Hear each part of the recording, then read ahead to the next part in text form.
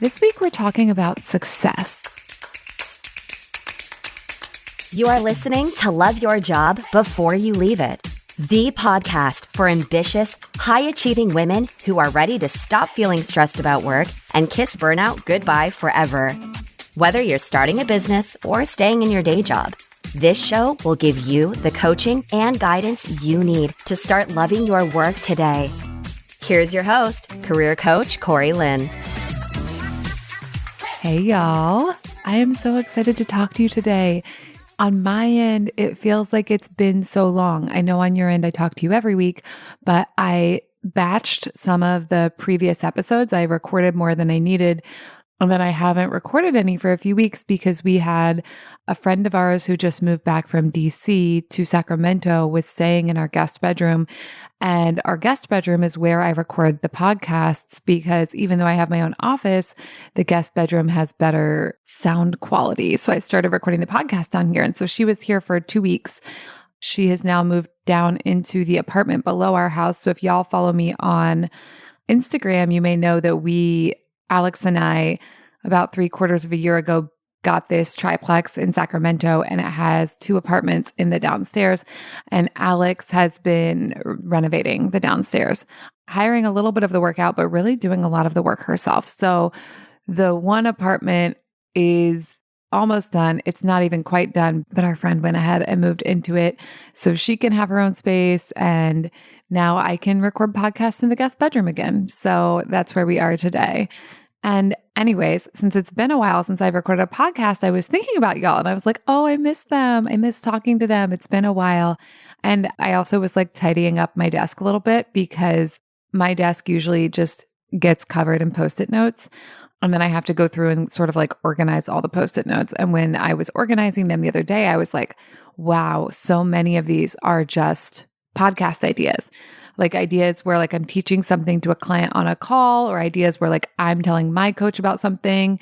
And then she's like, write that down. That's a fucking podcast for your people. And there were so many ideas. I'm like so excited. So the one I want to talk to y'all about today is the idea of success.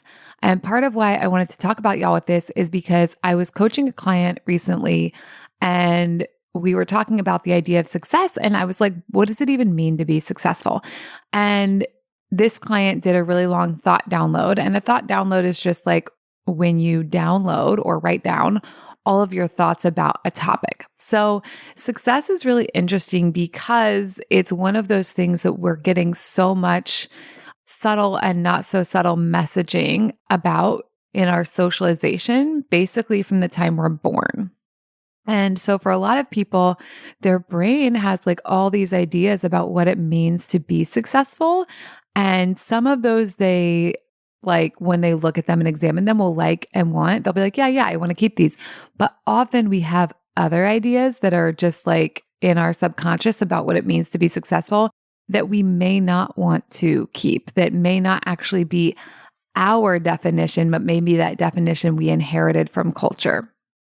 And I think it's important to mention here also, like, we live in a culture that has all kinds of things woven into it, right? So I live in the United States, and in the United States, we have white supremacy woven into like the fabric of our culture. We have Puritanism woven into the fabric of our culture. We have capitalism woven into the fabric of our culture. We have patriarchy woven into the fabric of our culture. We have ableism woven into the fabric of our culture. We have neurotypicalness woven into the fabric of our culture. So many things. And there's more that I'm not even thinking of. Oh, like we have heteronormativity, which I've spoken about before, woven into the fabric of our culture. Now, that's not to say that there aren't like subcultures. Of course there are, but it's important to know that wherever you are, wherever you grew up, whoever raised you, and like not just the people who raised you, but also the other things in your life that I'm going to say also raised you. Like when I was a kid, I read like a lot of romance novels. So in a way, like I was being raised by my parents, but I was also getting all this information from things like romance novels. I also read a lot of horror novels as a kid, so I got a lot of things from those. That might be like part of why I have so much anxiety, because my brain learned a lot of patterns about people trying to kill you. Anyways, that's for another podcast episode. The point is, even if you don't share my enculturation, you have some kind of enculturation. You grew up somewhere where certain things were taught to you implicitly and explicitly. And there were the things that were taught to you by your, grown-ups, like parents or other grown-ups who raised you. There were the things that were taught to you by other authority figures like teachers. There were the things that were taught to you by the books you read, the movies you watched, if you watched movies, things like that. So all of our cultures, all of our enculturation, all of our socialization, it's not necessarily going to be the same, but I'm going to speak to the ones that I have, but I want you to think about like yours might be different, but you got some, right? You got some socialization no matter who raised you. Like, I don't even think it's possible to raise people with zero socialization. I mean, even the idea of like what's right and wrong really comes down to like what's right and wrong according to who. Like the things that I was raised to believe were right and wrong, other people from other cultures throughout the world, they might have been raised to think something else different was right or wrong, or like something I grew up having been taught was wrong. I might, as an adult, decide like, no, I think that's actually right, or it's neutral, or it's more nuanced, etc. Okay. So let's come back around to the idea of success. Here's what I want you to do. I want you to get a piece of paper and I want you to be like, what does it even mean to be successful at the top of the paper? Or like, it can be a notes app, right? It doesn't have to be old school with the paper. And then I want you to like write and write and write and write and write. Here's why. We want to find out what's in there. We want to find out how your brain is defining that, because something I see with so many people is they're like, I'm not successful, or I'm not as successful as I want to be, or like, this is what it would mean to be successful. Or like, this happens a lot with my clients. They get to a point in their career where they have everything that they had set out looking for. And so like on paper, they are quote unquote successful, but they don't feel successful. They don't feel the way they thought they would. And that can be for a lot of reasons. But what we want to think about this week is just the idea of success. And so here are some of the things that might come up. It might be about getting a certain title. It might be about making a certain amount of money. It might be about like being a manager or in a position of leadership. It might be about having a certain amount of experience. It might be about being in a certain industry. It might be about like your net worth, which is different than your income. It might be about like other factors, like whether you have paid off your student loans, et cetera, et cetera. There are all these ideas. There's this like collection, this constellation of ideas your brain has about what it means to be successful. And if you don't look at those explicitly, your brain's going to be judging you against them, even though when you do look at them explicitly, you may find that some of them you're like, fuck yeah. And other ones you're like, oh, fuck no, get that the fuck out of here. I do not want that to be how I measure the success of my life, my career, my relationship, whatever. And as always, this is a podcast about career, but it's really a podcast about everything, right? How are you measuring success in your career? How are you measuring success in this specific job? How are you measuring success, in your relationship? How are you measuring success of your life overall? Are there other little factors that your brain is saying you have to be successful that when you look at them, you're like, oh, I don't want to include those anymore. And of course, there's also the flip side of this. There may be things that you want to include in your definition of success that you were not taught to include in your socialization in the way you've been enculturated heretofore. Okay, so first we have the thought download. We're like dumping out the contents of your brain when it comes to the concept of being successful. We're finding out what's in there. We're finding out what your brain says. We're like looking at it. We're examining it. And let's just go ahead and be specific. We're going to be curious about it. I mean, you don't have to be. You're obviously always allowed to do whatever you want. But I would deeply invite you to be curious, because here's the thing, y'all. Some of the shit you find in your brain is going to be upsetting sometimes. Some of the shit you find in your brain is going to like offend your current sensibilities. Some of the shit you find in your brain is going to like directly contradict your chosen values and who you've decided you want to be as a person. And that can be really upsetting. And so what I want to do with cultivating the curiosity is create space where we can look at all that shit without making it mean something about us, without making it mean anything bad about us, without making it mean anything good about us, without making it mean anything else about us, right? Because where does your brain get ideas?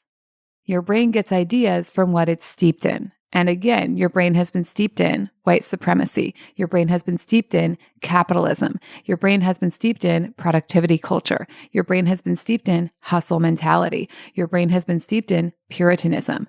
Your brain has been steeped in heteronormativity. And for a lot of us, it's like also our brain has been steeped in like competitiveness. I don't know if I told you all this, but like recently I got coached by one of my coaches, Maggie Reyes, about like my competitiveness during card games, like card games that I'm playing casually for fun. And I apologize if I like mentioned this last week or something. As I said before, I recorded a bunch of podcasts and like it may have been 1 week for you, but it's been like 3 weeks for me. And I'm like, I don't even remember what I said last time. So sorry, and you're welcome. So like, this competitiveness is something that I learned as a child. Like, I don't think I was born onto this planet like, ooh, I want to be competitive and like need to beat everyone at card games so I can feel good about myself. I don't think I came in with that. Also, I don't know why I said that in that weird accent. That's fine. I think I learned that. And so you may find like when you're doing this thought download, when you're doing this deep dive on the concept of success, you may find competitiveness in there. And I think probably competitiveness could be seen as like some of the other, isms, like maybe it's partially like represented in white supremacy. I don't know off the top of my head. I know that there are teachings about like the different things that are in white supremacy. And I remember that perfectionism is one of them, but I don't know all of them off the top of my head. But like, I think that competitiveness comes in with other things. I think probably it comes in with capitalism. It probably comes in with things like ableism. Anyways, my point is I wanted to call it out specifically, even though it may be contained with these other ideas, as something for you to look at, because probably inside your idea of success, there is this idea of like being better than other people in some way. And you get to decide if you want to keep that or not. Personally, for me, I don't think I want to keep that. Like I have really done a lot of work and I'm continuing to do a lot of work around shifting from like a mindset of like competitiveness between people to like collaborativeness, and also to this like, how do I want to say this? Cherishing that people can be like all incredible. And I can still pick a person and say like, oh, I want to work with that coach, or like, oh, I want to, work with that other person. And it doesn't have to be because like they're quote unquote better. It doesn't have to be about like this competitive thing. It can just be like, this seems like it would be fun, or this seems like it would be a good fit, or this person has expertise in something I'm like interested in, like whatever. Because for my clients, I see this a lot where they're like, well, I need to, it's like their brain's like, you need to be better than everyone. But first of all, like there are like 7 billion people in the world. Like, I think the idea that we need to be better than all of them at something to like feel good about ourselves is just not a great setup for joyfulness. I also just don't think it's required, but I think for a lot of you, you're going to find that in there, that your brain's like, oh, I have to be better to be successful. So like that's something in particular I would just invite you to question and to think about, like, just even the way that's framed. Is that something you want to keep in your brain for how you measure yourself, for how you measure your life, for how you measure the world? Maybe it is for you. You get to do whatever the fuck you want, but let's at least look at it. Okay, I went a little all over the place with that. So we're right on track because that's what I do every week. Okay, so you got your thought download. You're like, what does it mean to be successful? Let's look at all the shit my brain says. Let's really like look at it with curiosity, even though some of the stuff I find in there may feel kind of icky to my current values.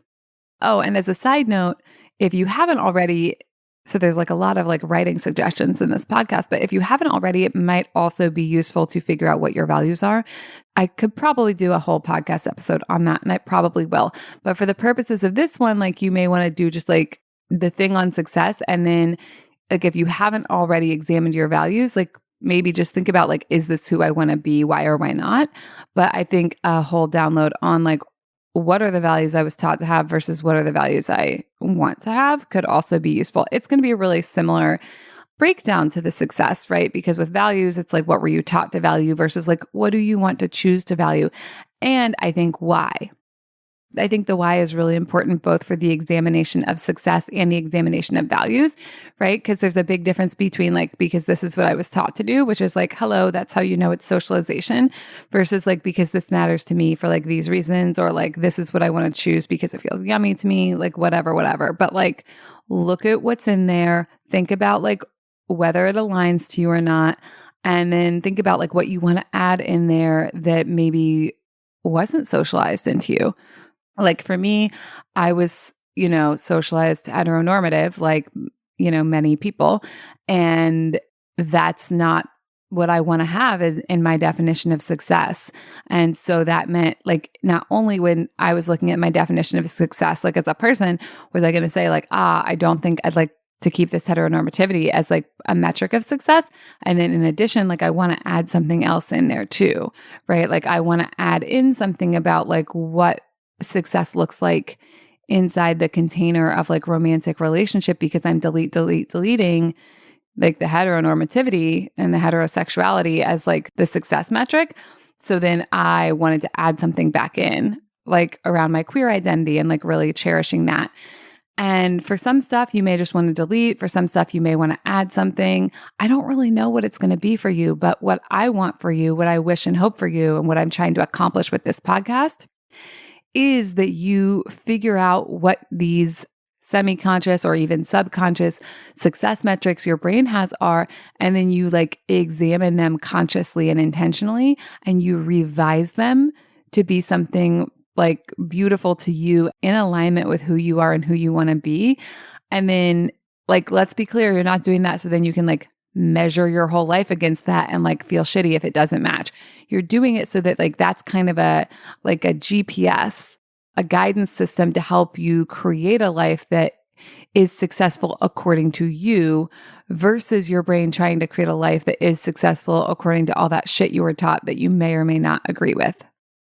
So I think a lot of times socialization does kind of act like a subconscious GPS that's like leading us to certain kinds of decisions, like often leading us to do things like people please, or like leading us, to engage in perfectionism. And then we're like, why am I doing this? And then why am I so unhappy and blah, blah, blah.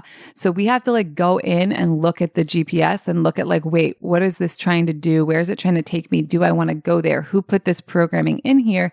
And then we're going to like revise, we're going to edit. And like, you may keep some of the stuff that's in your socialization. I mean, I've certainly kept a lot of it, but it's also about like seeing everything that's there. I mean, it's probably not everything, that's maybe a little perfectionistic, but like seeing generally what's there and deciding on purpose versus just being driven by something that you learned like 20 years ago, 30 years ago, 50 years ago, right?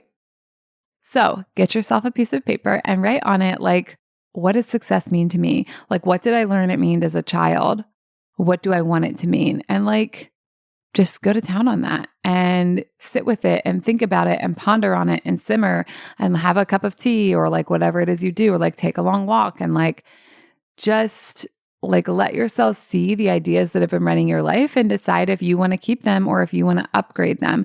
And then once you get your whatever your completed version of success is, for now, like you're always allowed to revisit that shit. I would probably recommend revisiting it like minimum once a year to just make sure it still resonates with who you are and who you want to become. And then like, how do we use it as a GPS to help us get to where we want to go versus using it as like a measure of who we should be and then beating ourselves up with it. So to recap, like, let's get really clear about what success looks like to you versus what your subconscious brain, your socialized brain thinks it should look like. And then once we get that idea of what success looks like, how do we use it to guide us? How do we use it inspirationally? How do we use it as a way to like love ourselves towards that future versus using it as something to make us feel bad? Okay. That's what I have for y'all today. And listen, if you want to take this work deeper, I would love to take this work deeper with you. There are currently 2 ways to work with me. One of them is Satisfied as Fuck, my group coaching program, which is launching in July. As of the time of recording this podcast, I still have a few spaces for that. And so if you would like to snap one of those up, please go to corylyn.com/learn more and click on the Satisfied as Fuck consult call link and get some time on my calendar. Let's talk about all the things and how we can help you create more satisfaction in your life and career. And you could also, while you're at corylyn.com/learn more, sign up for a 1-to-1 consult call if group coaching isn't your speed and you would rather just have lots of private coaching time with me. That's an available option as well. All right, y'all, have a wonderful week. Blow your own minds with what you can do and create when you rewrite your idea of success. And I will talk to you next week. Bye. Thank you for listening to Love Your Job Before You Leave It. We'll have another episode for you next week. And in the meantime, if you're feeling super fired up, head on over to corylyn.com for more guidance and resources.